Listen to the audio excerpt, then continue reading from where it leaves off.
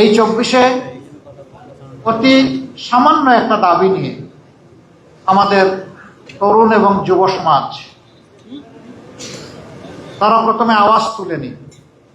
তারা নিয়মতান্ত্রিকভাবেই চেয়েছিল যে দাবি 18 সালে মেনে নেওয়া হয়েছিল, সেই দাবিকে পাল্টে ফেলা হয়েছিল নিজেদের নিয়ন্ত্রিত কোর্টের ঘাড়ে বন্দুক রেখে তৎকালীন সরকারের পক্ষ থেকে।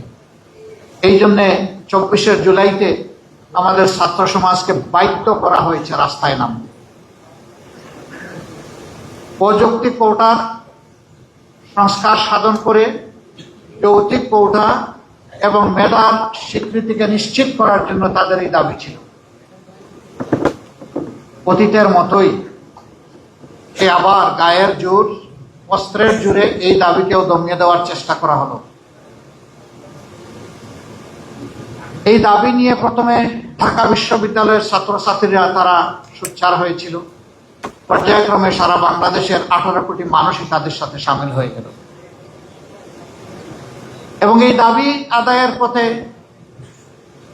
প্রথম যে বাঁক ছিল, টার্নিং পয়েন্ট ছিল 15 জুলাই রাতের বেলা ঢাকা বিশ্ববিদ্যালয়ে, যখন ছাত্রীদের উপর অত্যন্ত পৈশাচিক নির্মম কায়দায় তৎকালীন ফ্যাসিস্ট সরকারের লেলিয়ে দেওয়া লোকেগুলা ঝাঁপিয়ে পড়েছিল।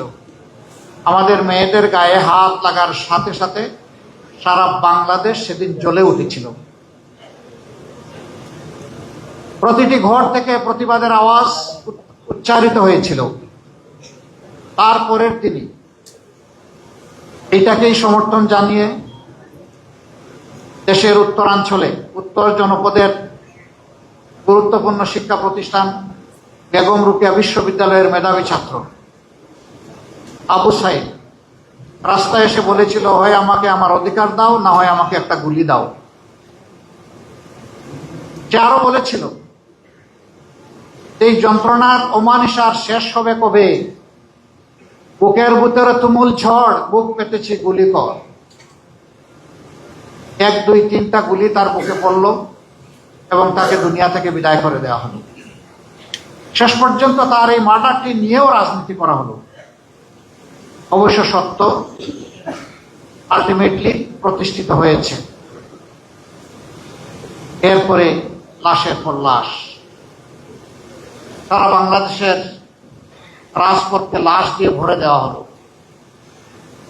কম বেশি 1400 জন তরুণ, যুবক, যুবতী, শিশু, আবাল বৃদ্ধ বনিতা, শ্রমিক, ব্যবসায়ী, শিক্ষক, বিভিন্ন শ্রেণী পেশার মানুষ এই গণ অভ্যুত্থানে বিপ্লবী জীবন দিয়েছেন।